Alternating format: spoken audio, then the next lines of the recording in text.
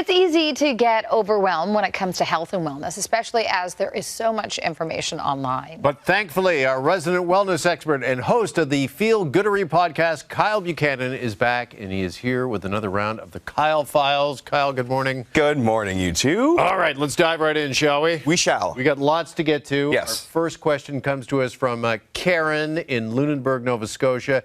She asks, what the heck is vitamin K? Is that vitamin Kyle? Very good. No, it's not. No? But it's so funny because vitamin K is sort of becoming like the new vitamin D. So vitamin K is a fat-soluble vitamin like vitamin D, and it comes in two main forms, K1 and K2. K1 is primarily involved in blood clotting and is found in leafy green vegetables. It's been studied for a while. K2 is the second form that's sort of becoming more of a hot topic. It's always been there, but we're learning more and more about how important it actually is, especially for the health of our bones. So vitamin K2 helps to regulate calcium and helps ensure that calcium goes where it's supposed to go, like our bones and our teeth, and not our soft tissues. So it's kind of like a traffic controller at the airport telling the calcium where to go. And unlike K1, K2 is a little bit harder to get out of the diet.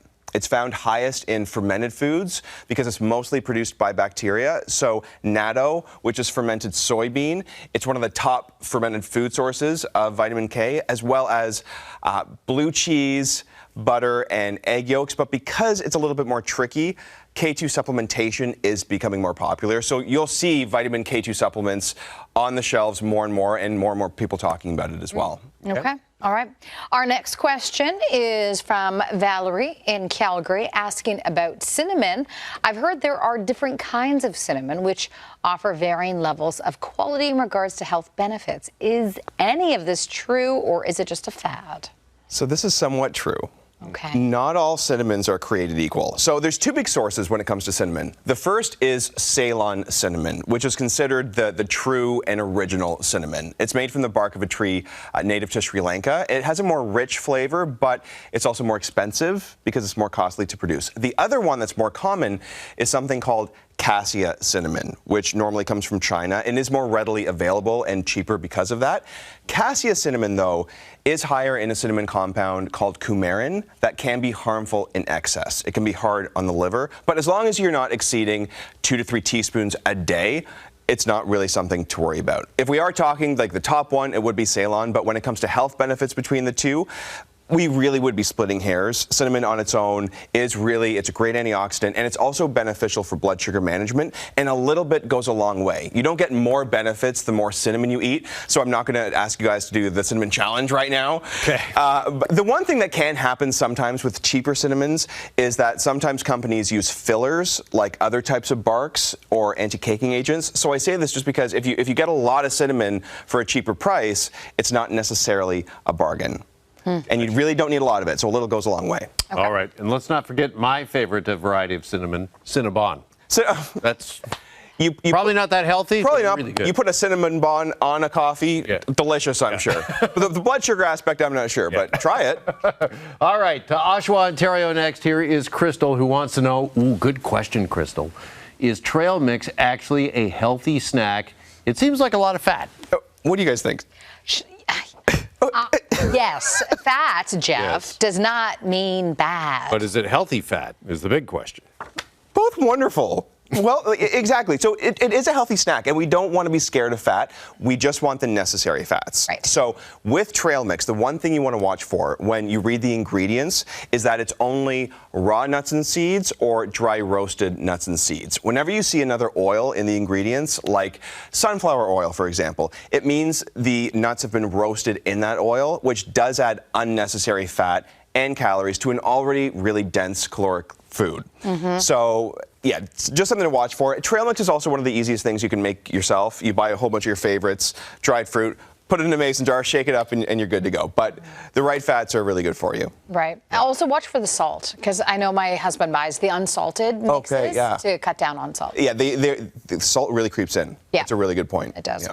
All right, our next question is from Dane in Halifax. Says, awkward question.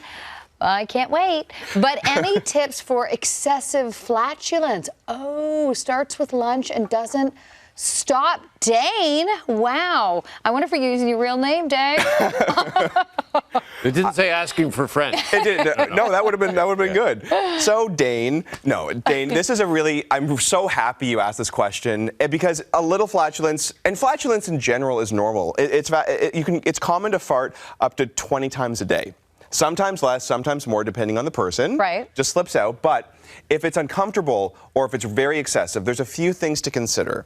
One, we want to look at digestive function, so the functioning of your digestive system.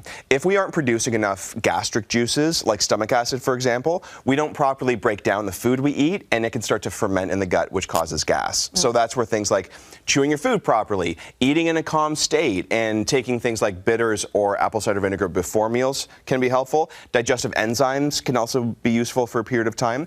The second thing we want to look at is stress management.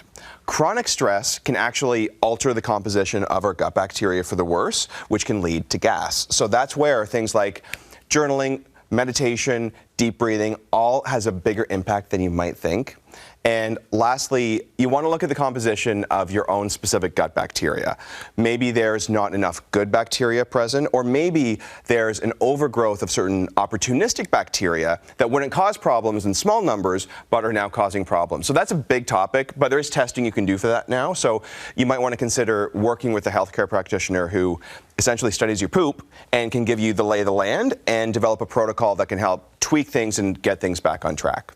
All right, some good information from a gentleman who is not full of hot air, or any other air, for that matter. Not right now. Well, the right amount of air. Yeah. The right amount. Just 15 to 20 times the, A day, the good amount. All right, if you got a question for Kyle for the Kyle Files, be sure to send him a DM on Insta at It's Kyle B.